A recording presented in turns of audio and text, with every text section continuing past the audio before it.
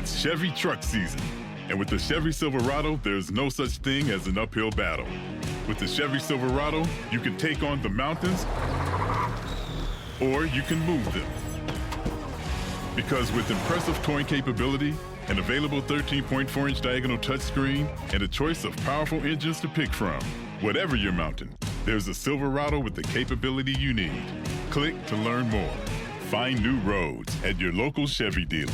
You are listening to the Hiking Radio Network, where we talk the walk with shows by hikers, about hikers, for everybody.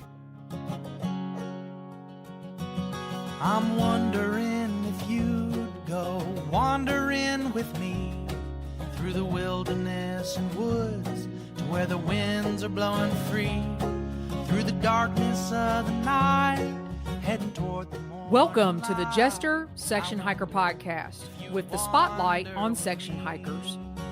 And I'll spread the word and you beat the drum. We'll round up the troops and get the gang to come, and we'll leave the streets and these neighborhoods, head over the river and through the woods. Welcome to the podcast, everybody, and the 1-year anniversary episode. You are listening to Jester Section Hiker, the premier podcast with the spotlight on section hikers. And I'm your host, Julie Jester Gayhart. For the 1-year anniversary episode, I contemplated for a while what to do for the show, who to have on, or if I should do anything different at all for the episode. Then it hit me. I should have on my fellow podcasters from the Hiking Radio Network, and we should have a roundtable discussion of sorts around the year 2020 and how the year has affected our own hiking, our podcasting, and more. I reached out to both Steve Mighty Blue Adams and Anna Mudbutt Huthmaker to see if they would join me, and without hesitation, they were both in. We had a recording date, some topics to discuss, and all that was left to do was record. And you guys will hear in the beginning of the interview, we did have a time getting started to record. As you know, this podcast is part of the Hiking Radio Network of shows, and Steve Mighty Blue Adams is the owner and producer of all of our shows and the podcast host of his own show, Mighty Blue on the Appalachian Trail. And Anna Mudbutt Huthmaker is also part of the network with her show, the Trail Dames Podcast. And I love the theme to her show, Women Who Dance Upon This Earth. And the theme song is awesome. Thanks for joining me for the 1-year anniversary episode, and now on to the show. All right, everybody, welcome back to the podcast, and I am calling this the 1-year, we made it to the 1-year mark anniversary podcast episode. Yay! Yay! And I can, Yeah, well done. Uh-oh, that might have given it away, and I cannot believe that we are 52 episodes in. This is actually going to be episode number 49, but we've done 53. And I am excited to introduce you guys, my two guests, two people that I can't think of any other two that I would want to have on the anniversary show. So let's get to it. First, apart from Wheezy Pickles. Pickles. Yes, apart from Wheezy P. Shout out to Wheezy P. Wheezy P. Okay, you guys can tell how this is going to go. So I'm going to introduce the dame of them all, the lead dame of the Trail Dames podcast. Welcome to the Jester podcast. I think for the first time, Anna Mudbutt Huthmaker, and we're going to go by our trail names. So welcome, Mudbutt. Hey, I'm so glad to be here. You have no idea. And yeah, you were on my podcast, but I haven't been on yours. So this is great. Well, welcome. And we are in for a show because not only do I have Mudbutt, but we have Steve, the king of the Hiking Radio Network, the chief hiking officer of the Hiking Radio Network, Steve Mighty Blue Adams. Welcome, Mighty Blue. I'm glad you didn't call me a dame as well. Thank God for that. Yeah, hi. All right. How are you? All right, you guys, you are in for a treat. You have the three of us. We are not only celebrating the Jester Section Hiker podcast, we are celebrating as a hiking radio network. The three of us, 3 shows every week, put out there by our producer, Steve Adams. Thank you, Steve. Oh, Steve, you're the rock star of them all. Seriously. Always I'm about to say always my pleasure, but it isn't always. There are one or two episodes I think, is this ever going to end? I'm assuming you're talking about Anna's. I know. I think he's talking about yours, Jester. I'm pretty sure it could never be me. So listen, we are going to do kind of what I'm going to call a roundtable discussion, a 2020 year in review. And I'll just go ahead and tell you guys, it started off with a bang just now because the three podcasters, we could not get on our podcast software. So 20 minutes later. I'd like to point out that the producer solved it, just so you know. Yes. Although that's actually not true. Anna solved it by going incognito. She's currently incognito. Yeah, she's incognito. But it was musical chairs there for a while because I would kick him off. He'd kick her off. It was great. Yeah. Well, it worked. We're there. We're here. We finally got it figured out. Well, Steve, Mighty Blue finally got it figured out. And we are going to do a roundtable discussion. And I'm calling this the celebration episode 2020 year in review. And just have some questions for you guys. And they said that anything is a go. So Anna, I will start with you. And I can't think of anything better than to maybe talk about how 2020 actually affected your hiking and what your pursuits were. You know, it's okay. So it's really interesting. And my answer might be a little unpopular, but one of the things I have really noticed about 2020 and COVID is it has forced us all to become really creative.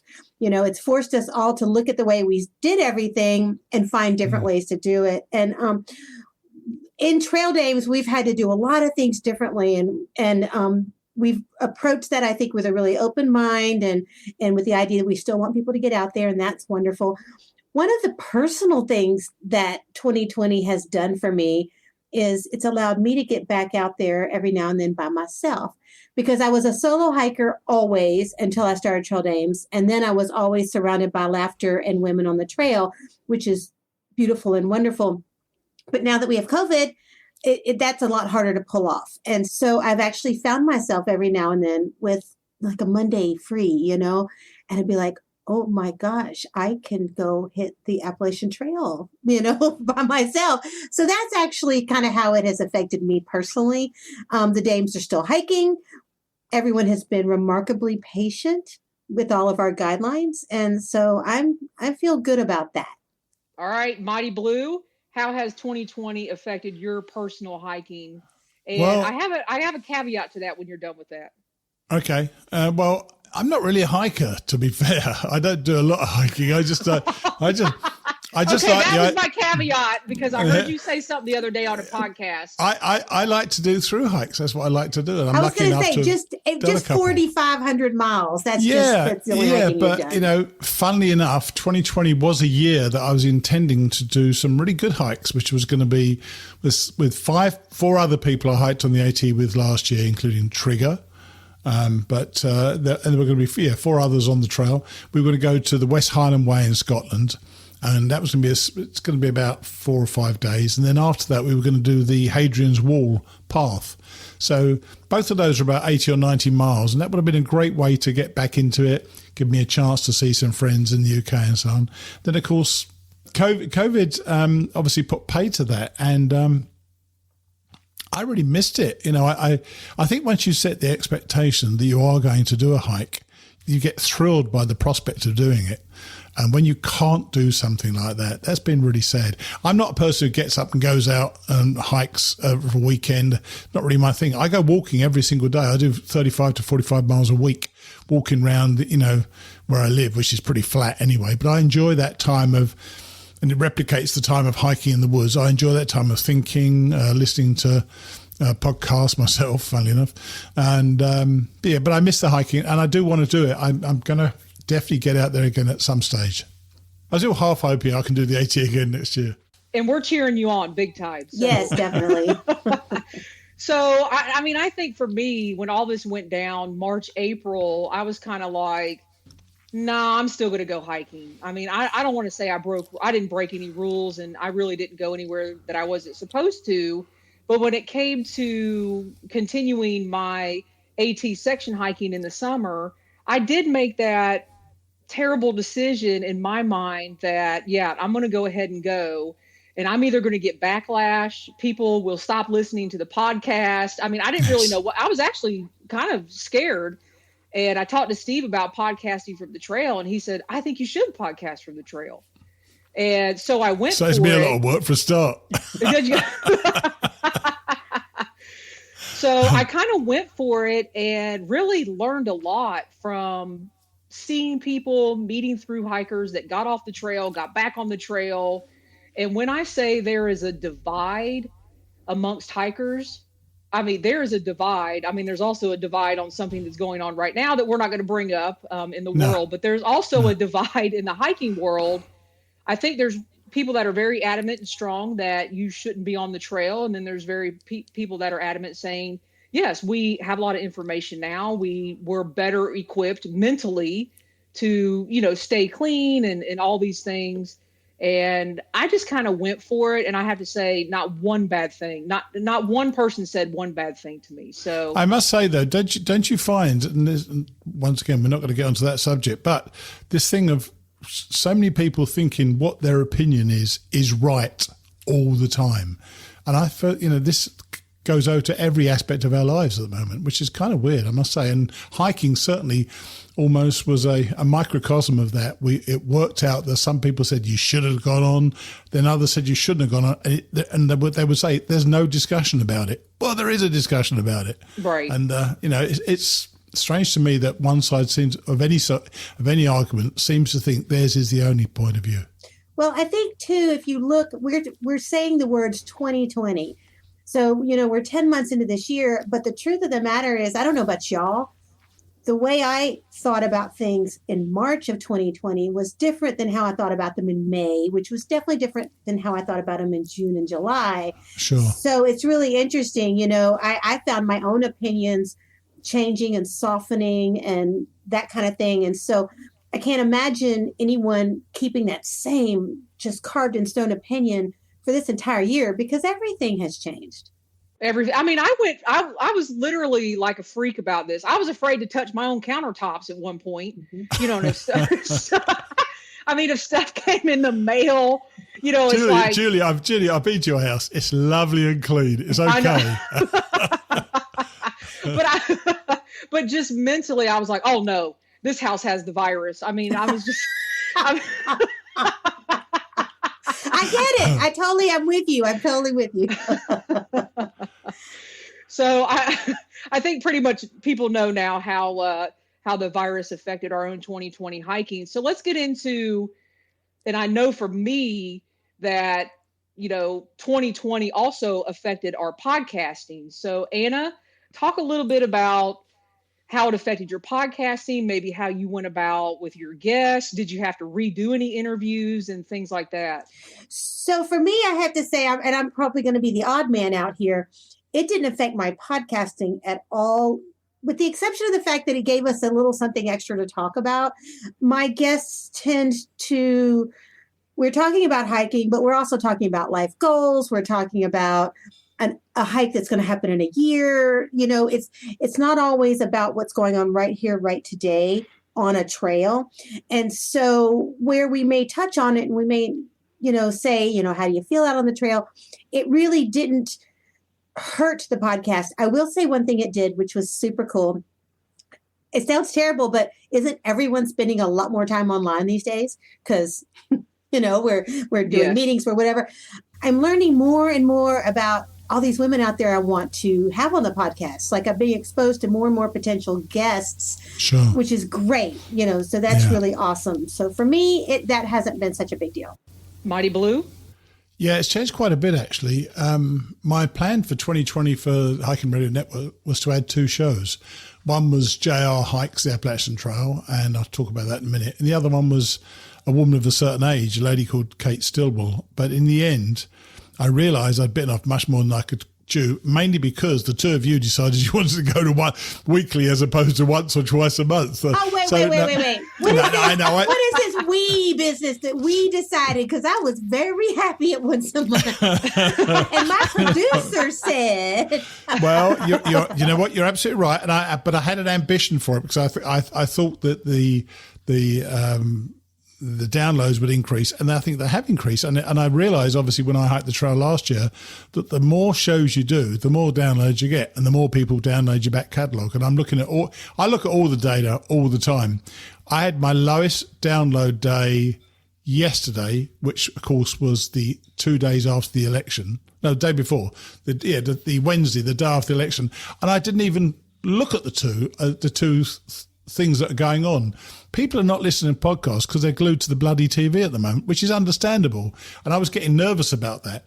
But I love the idea of getting more, to be honest with you, more downloads. I love people downloading more and more shows. And you too, both your shows are growing and growing and growing. And I love that part of what we do. We bring lots of different stories to the show. But I realized once I got JR's podcast going, and unfortunately that didn't last more than about 5 episodes because he stopped he stopped hiking, that I just couldn't include a new one with Kate, a woman of a certain age, because I just didn't have probably the mental bandwidth to do it, because each one surprisingly takes between 4 and 5 hours for every hour that goes on. And some of mine are now getting up to about an hour and a half or hour and 3/4. So they take a heck of a long time to put on. So I think 2020 affected the podcasting from the point of view of how you approach hikers hiking in 2020 in this COVID time, when some people, as I said to you earlier on, think badly of you for doing it, and then other people think you should be doing it. They're almost exactly split 50-50. So I'm glad we did what we did. I made no apology for doing it. I think that telling people stories of people out on the trail when they perhaps should or shouldn't be doesn't really matter. They are hiking. They're out there. Julie, you were doing yours. I loved your series, especially with Wheezy P. All that thing was great. Wheezy P's really going to love this. I know, sure she is. Yeah.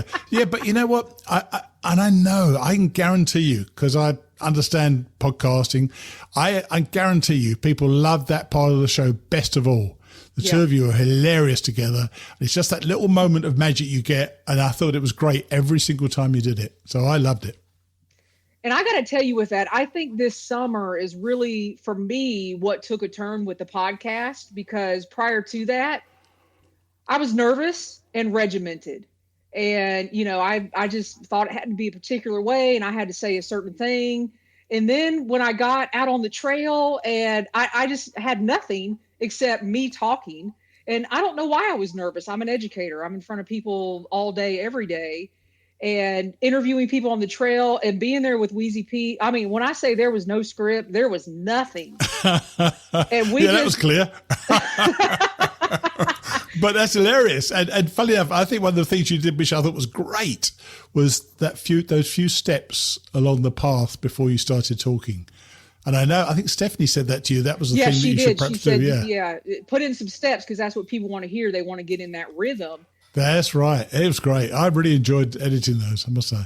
And then, so that took a turn for me, and I was like, well, I'm going to follow the mud butt method. I'm not going to have no preparation whatsoever. That can't be true, Anna. That can't be true. You must prepare. You just chat. Yeah.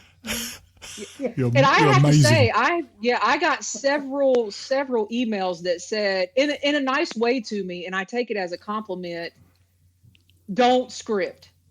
Don't, and had guests actually tell me, and listeners say it in a nice way, it's much better. And I take it like that. And I take it as a compliment. And, now the show's kind of morphed into having guests on, listening to me out on the trail. And people are like, now I'm doing the Mountains of Sea Trail, these 40-day hikes. And now I've got people emailing me, are you really on the Mountains of Sea Trail? Like they're because I love the AT so much. I think they're in shock. But yes.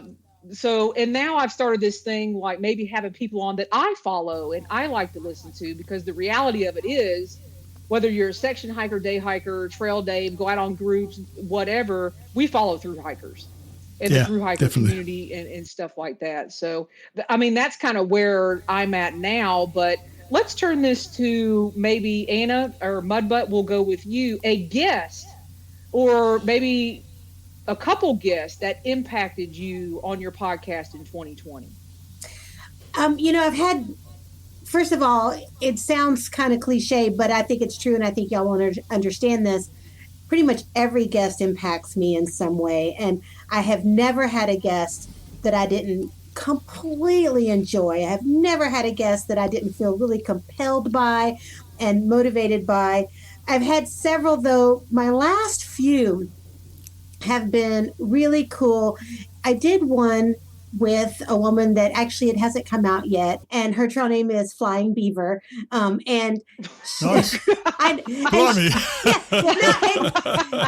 She's great, and she's so much fun, and we're very different. And just through off podcast things, our social media relationship and everything, I learned that we're really different with just some of the ways we look at life around some of the things about the thing that we shall not mention that's going on right now.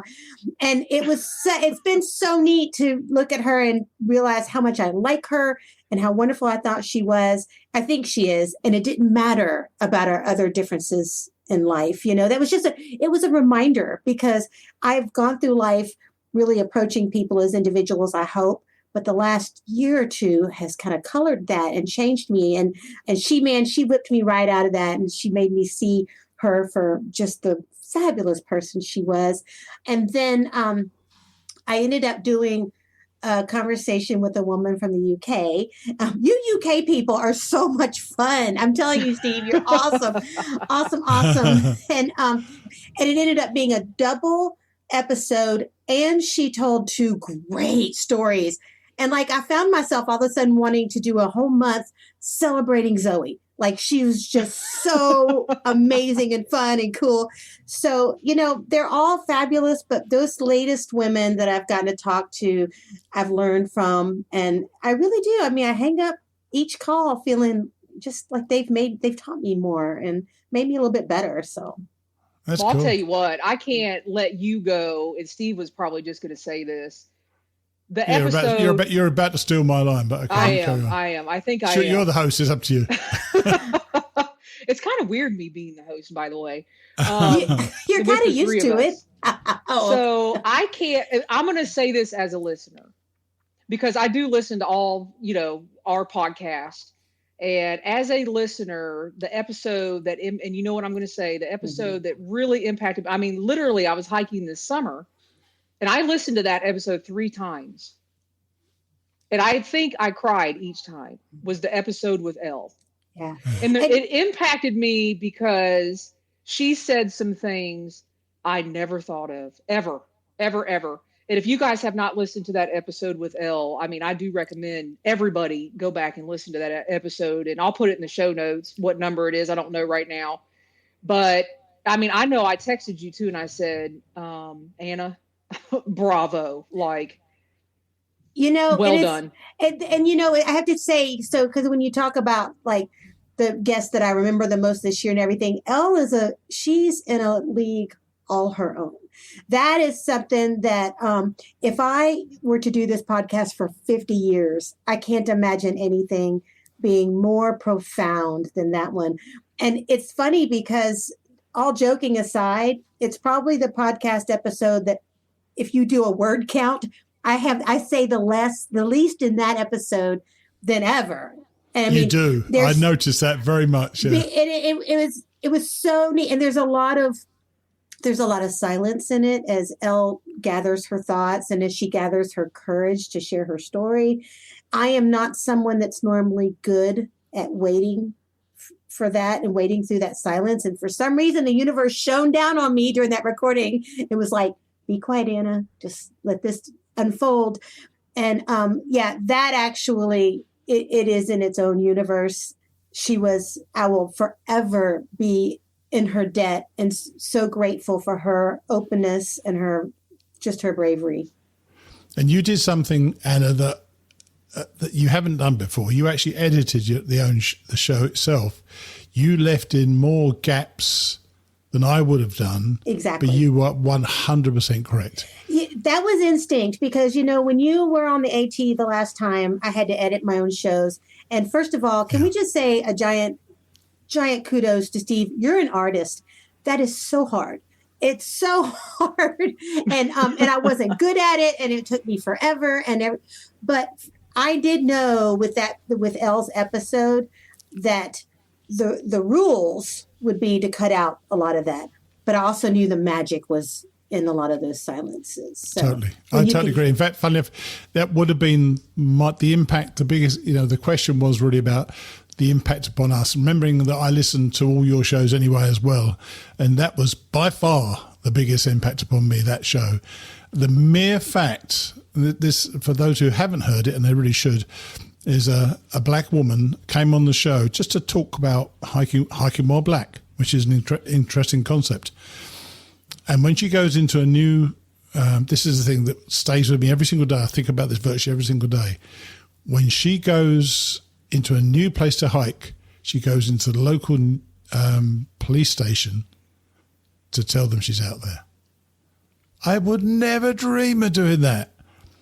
I mean, I don't want anybody on Facebook to start giving me crap about talking about white privilege, but man, that is white privilege. I never ever think about doing something like that, because why would I? I don't care, because I'm a white guy. I'm okay.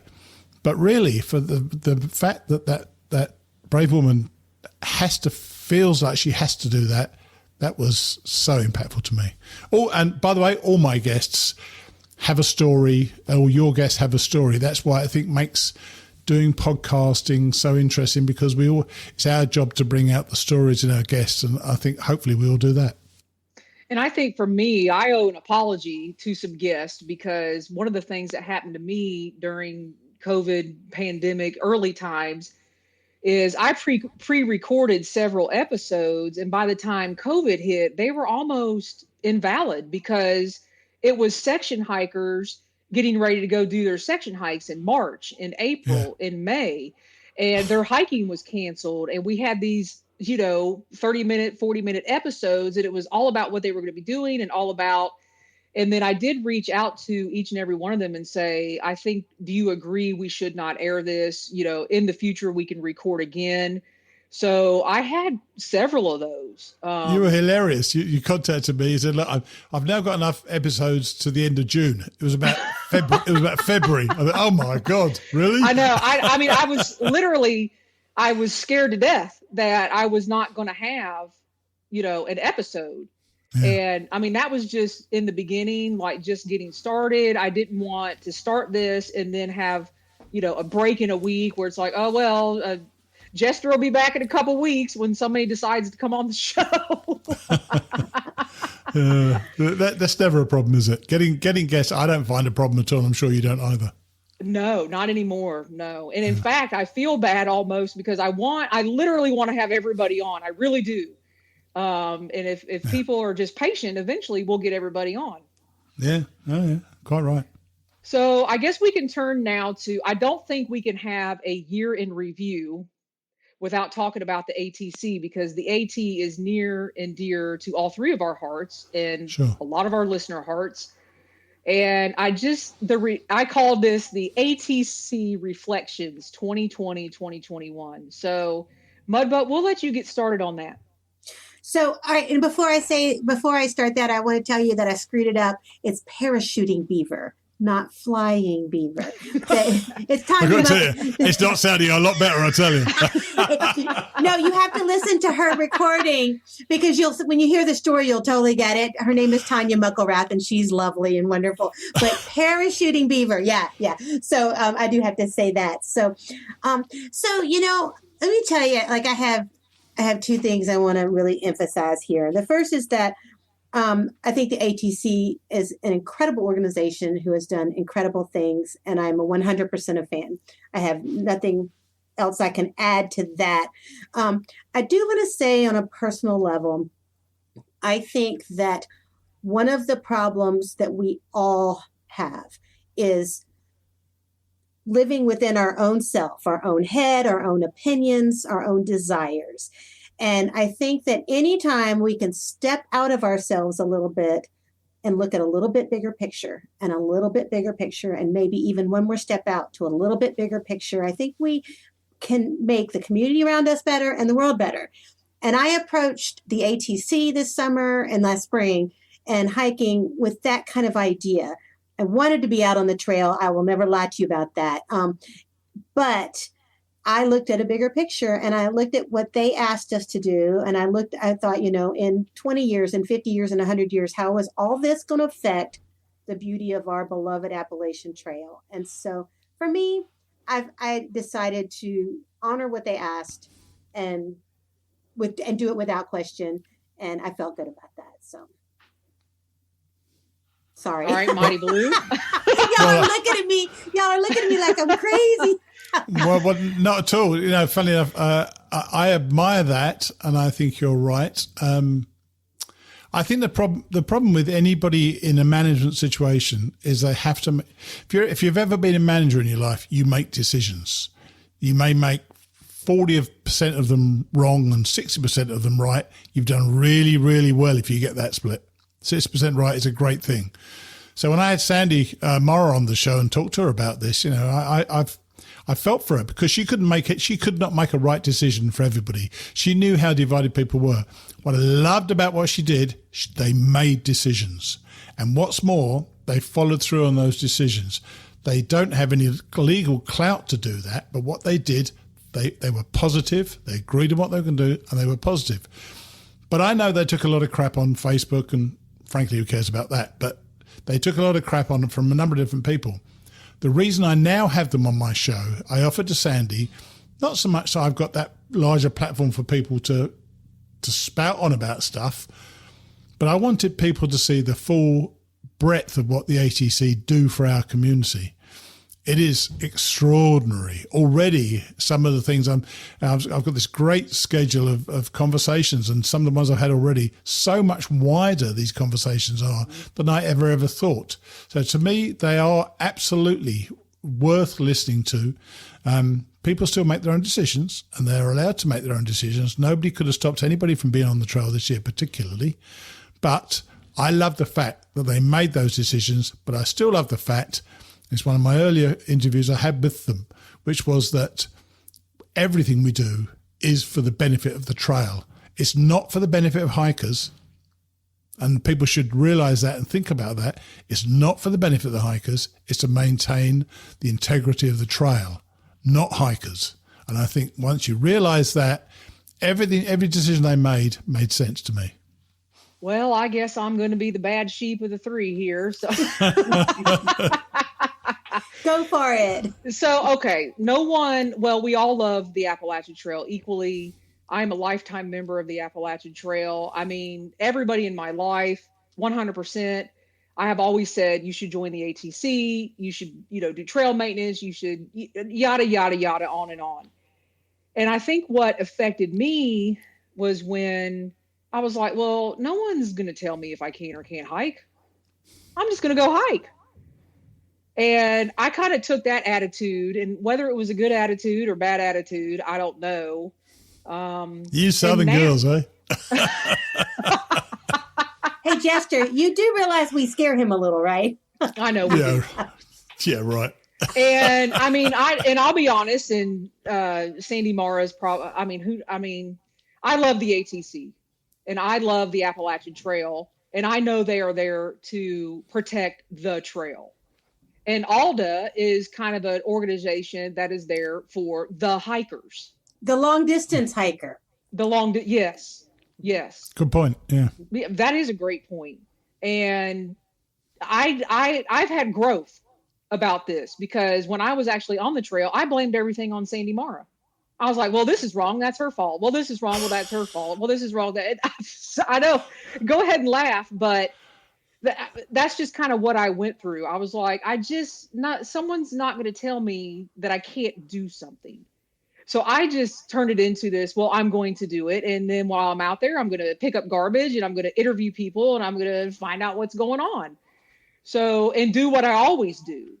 And now I've literally come full circle. And part of that is because of meeting Catherine Herndon Powell when we were at our Woods Hole weekend. Yeah, awesome. And just really getting back to and hearing the interview with Sandy Mara and listening to the AT extensions that you're having on your podcast now, it really is bringing us back to what the ATC is all about. Cool. So I was that rebel that came in, and now I'm back, but I'm still going to go hiking. So there we go. There you go. Can I just say how much I love what you just said? Because, that whole thing is that we do change and we do grow as long as we don't carve ourselves into stone. That's when danger happens. Absolutely right. Absolutely right. I had a teacher once say that there's no such thing as changing your mind. He says you make a new decision based on new information. And anytime anyone says to me, I thought this, then I learned this, and now I think this, I'm like, those people, they become like rock stars in my mind. So now you're a rock star. So you already were, but So, well, there's our thoughts on the ATC, which, it needs to be talked about. Absolutely. And, we still need people to join the ATC. But it needs to be talked about respectfully, Julie. Yes. It really does need to be talked about respectfully. And that's something that's been missing from a lot of our dialogue this year. Whether you love any of the decisions anybody's making, there should at least be some understanding of nuance. And there is very little nuance these days, and that worries me a lot. I think that's a great point. Perfect way to segue into, so, and Mighty Blue, we won't make this a 2-hour episode because you're going to be doing the editing on that. So I do want to address a couple things before you guys get to your reflective piece of what you're going to read. Mighty Blue, do you want to speak a little bit more on the guest you actually ended up following? Because you mentioned Ryan, you mentioned Kate, but then after Kate ended up getting off the trail, you've had a couple more that you've been following, and maybe what you plan to do with that in 2021, if anything. Yeah, well, funny enough, when we started out doing this, following somebody, we followed Jester Hackman in 2017, and she completed. And we followed Bruce Madsen and with his own show in 2018. So 2019, I followed myself. And he completed.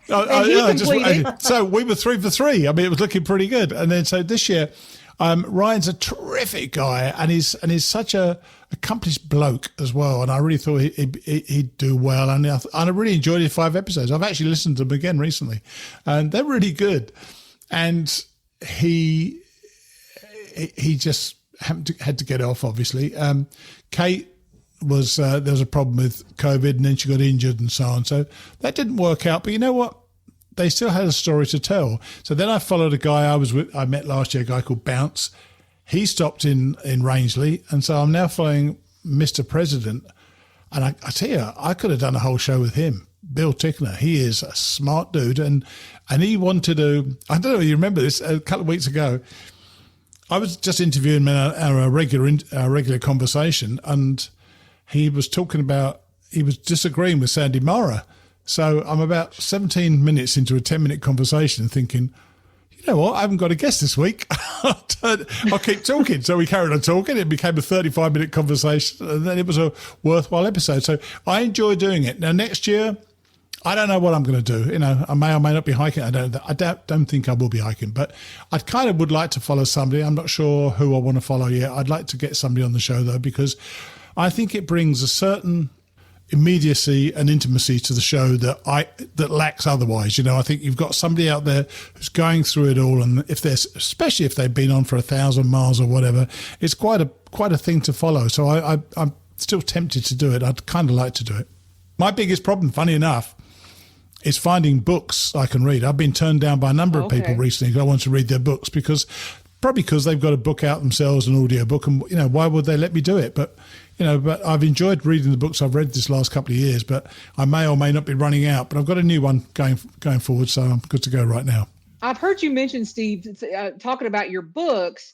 That's the hardest part for you of the podcast? Is that Do you still say that? Like that's the harder, to read the book and then It's the edit? hardest part to read and edit. How these narrators do books, I have no bloody idea. It is so difficult, surprisingly. And I say that, and I listen to Anna, she is effortless. She makes so few mistakes. I spend a half hour reading. If I record one chapter of a book, I'm coughing partway through. I mess words up. I'm laughing. This book I'm reading right now, Balancing on Blue by Keith Foskett, there are certain places I crack up. And I kind of kept a few of the outtakes. I should have played some of them in some of the shows, but I just crack up laughing.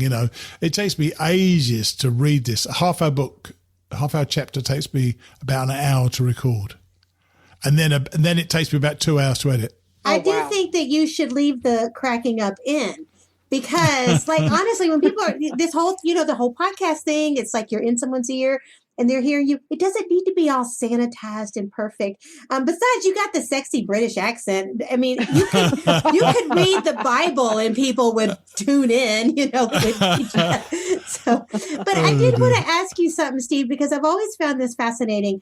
With through hiking, what is it? About a 10% success rate. If we're going to consider success. 20, 25? Is it 20? Sure. Okay. That's about higher 20, than I thought. But still, one of the things I did learn years ago is that you cannot talk to someone at the beginning of a through hike and determine if they're going to make it or not. There's a magic sauce there that you just can't see. And so I've always been really amazed that you already had such a high percentage of your guests go so far and finish, Yeah. And so, I was wondering, like, do you feel super disappointed when they don't? Because I kind of like, they're all such, like you said, complete stories, whether they make 1,000 miles or 2,000 miles, but your success rate's pretty amazing for who you've selected. Yeah. I'm disappointed for them. And I know that Bruce Mattson, for example, several times he was struggling, and I feel to a degree he felt a slight obligation to the show, and certainly JR felt an obligation to the show, and I think Kate did as well. So I don't want to put that pressure upon somebody else. I want them to do it, and I want to reflect whatever their story is. If they're lucky enough to finish, great. I know damn well that there are many, many, many better hikers than me who were unlucky not to finish. And I know how lucky I was to finish twice. That's another thing about going a third time. If I didn't finish the third time, I'd be so pissed off. Not because I'd be pissed off because I couldn't finish. I'd be pissed off because I'm probably finishing then on a low. Because I would be low. I'd be upset if I couldn't finish it. If I set out to do something, I kind of want to get it done. And I think having been successful twice, it would be very disappointing for me to try again and not be able to finish. But that's just me, Although, to be fair, I don't think I would. I think I would finish, but I think you would finish, Steve. I think you would finish. Yeah. barring another COVID, I think you would have no problem. So Mudbutt, what's up with the Trail Dames Summit coming in 2021, maybe? And what's any hints of things going on the podcast? Okay, so in terms of the summit, nothing is carved in stone. We have started preliminary discussions. If and when it happens, it'd be 2022. It's too soon. I mean, it's too close to do 2021. And a lot of the universities and stuff are still not allowing summer conferences and stuff like that. So the summit is something that's near and dear to a lot of Trail Dames' hearts. And I've been getting harassing phone calls and emails going, when's it going to happen? And so, yeah, I think that probably, if we can get a good committee of people to step up and run it, because my bandwidth has shrunk greatly in this last year and a half, taken over our family business. So if we can get some people to run it, then I think it'll for sure happen. The beauty, again, the podcast has brought so many more incredible women in to my sphere of knowledge that, like, I've got speakers, clinicians, award winners. That's awesome. Yeah, yeah. So it'll be a piece of cake. So in terms of Trail Dames itself, we are all just really trying to get out and hike respectfully. And that's for each other and for ourselves. And, we've talked about how people are in all different areas of what they think you should be able to do. Our members so far have been very respectful of what we've asked. We're requiring masks while we're close to each other, not while we're actually on the trail, because that's miserable. Everybody knows. But we're just trying to move forward. We've got several other chapters that are in the process of trying to open up, which is really exciting during the time of COVID so we're going to keep growing. I have a new member that's from New Zealand, and I'm praying to have my first international chapter. I can taste it. So that would be cool. Yeah, that would be really awesome. cool. Yeah. Well, I've got a couple things up my sleeve Steve doesn't know about for the Jester Section Hiker podcast. Oh dear. I might be having a new little 10 or 15 minute segment that I add to the end of the episode. I'll keep you posted, Steve. Don't worry about it. Don't worry. I'm not worried about it. I'm getting better at doing this now. It'll all work out. Don't worry about it. All right, Steve. So tell the listeners where you see the Hiking Radio Network going, maybe your first vision of it, where we're at now, where you see it going. Well, I like the idea of having a network, and not just for the sake of it. I like having a number of different shows, and frankly, I would have loved to have had that fourth and maybe even a fifth show this year. I think I'm unlikely to add too many other shows. I think I will probably, from what you said earlier on, I think it will be great to follow somebody else on the trail. I love, I do enjoy that. And funny enough, your hikes this year, Julie, hearing the trail, hearing the footsteps and so on, has made me think that'd be a great thing to follow as well.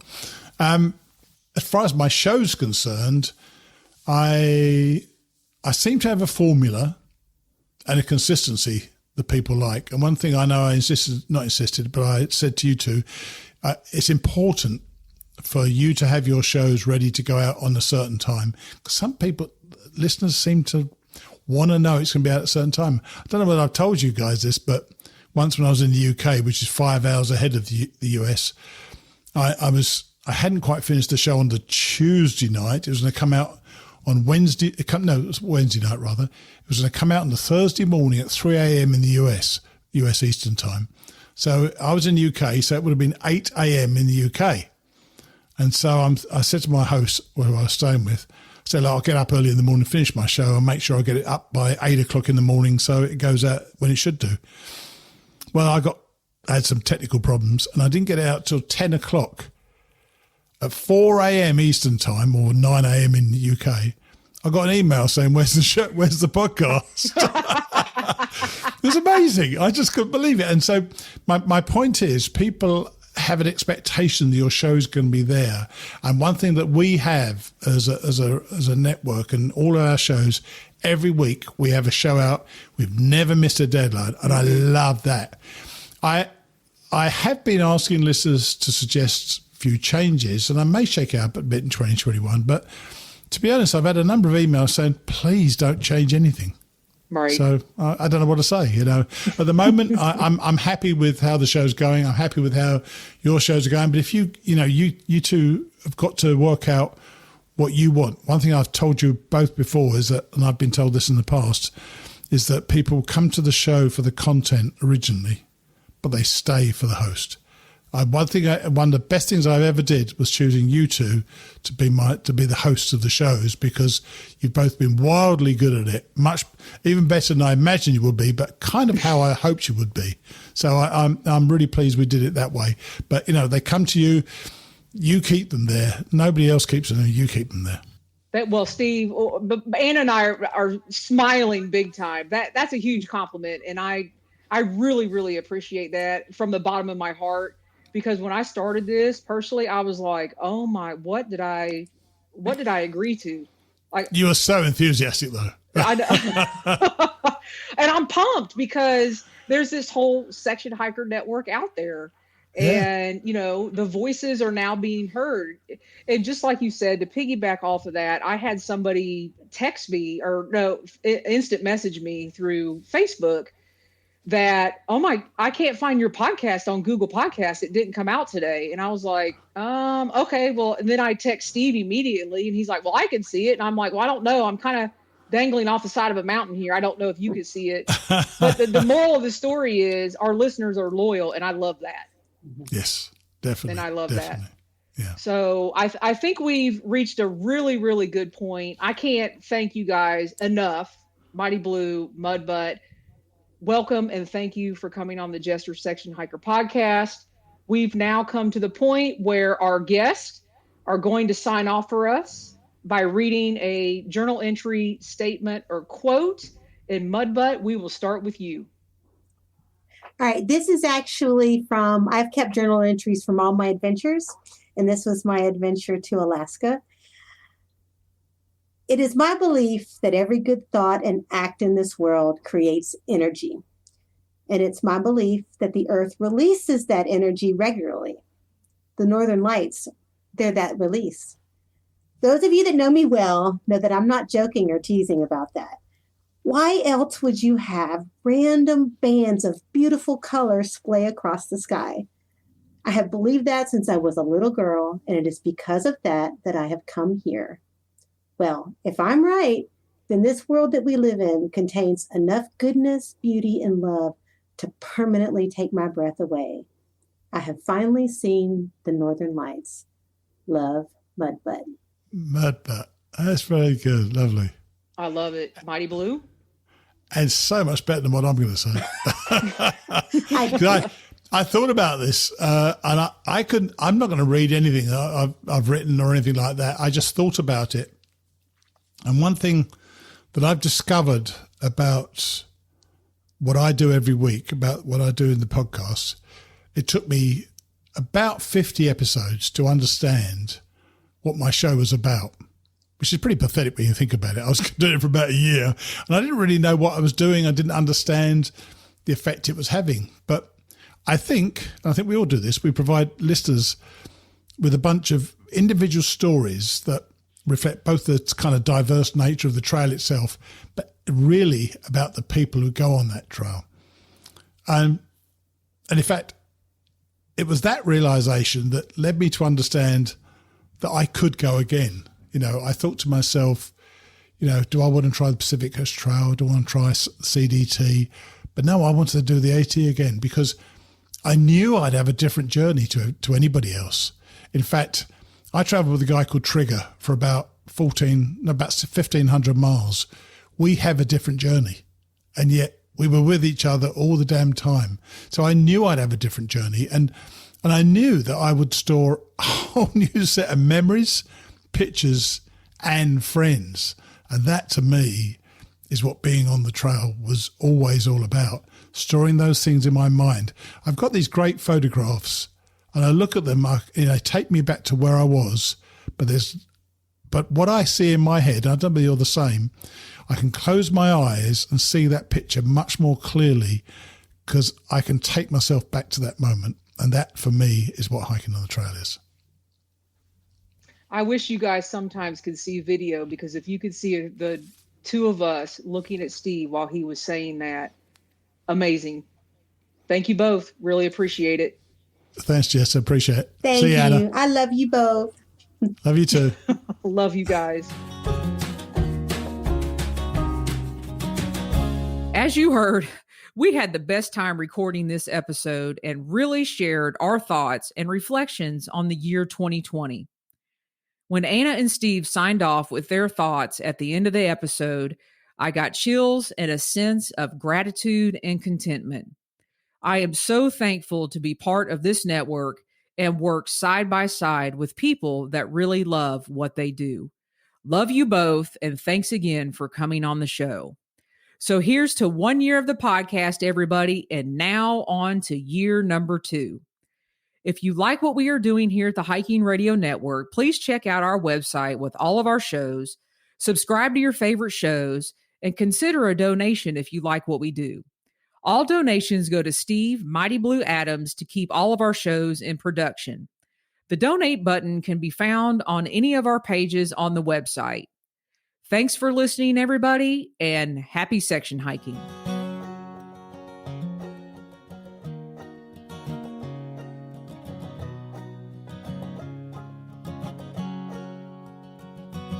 I'm wondering if you'd go wandering with me through the wilderness and woods to where the winds are blowing free, through the darkness of the night, heading toward the morning light. I wonder if you'd and I'll spread the word, and you beat the drum. We'll round up the troops and get the gang to come, and we'll leave the streets and these neighborhoods, head over the river and through the woods.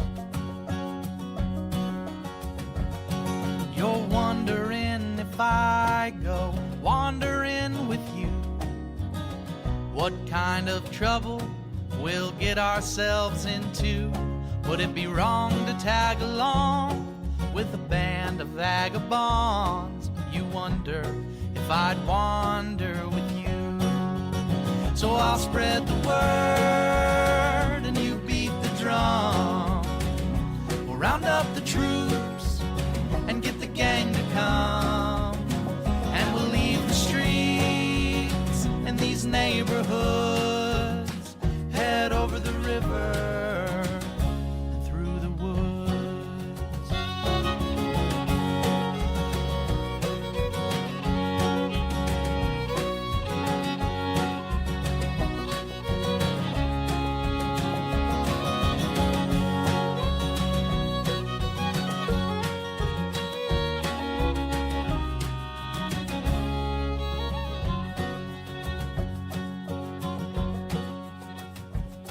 I'm wondering if you'd come wandering my way, if you ever get lost or if the trail leads you astray. The music of the pack can always bring you back. I wonder, can we wander away? And I'll spread the word and you beat the drum. We'll round up the troops and get the gang to come, and we'll leave the streets and these neighborhoods, head over the river and through the woods.